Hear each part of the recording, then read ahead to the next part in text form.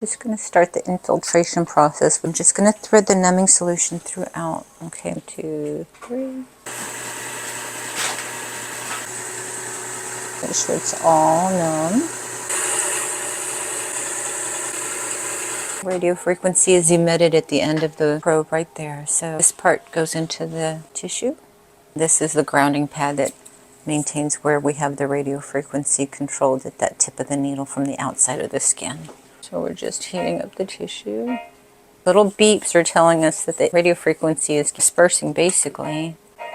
And that's telling me that we're at temperature. We try to hover at 65 for at least a minute in each section for collagen production. So again, just milking it out here instead of aggressively doing lipo, because we want to evacuate the fluid, not take too much fat. Here is okay a little bit. We have some fat here. Just put that glue so it sticks. So just leave that on there for a few days. It'll fall off again, like when it's ready, it'll come off.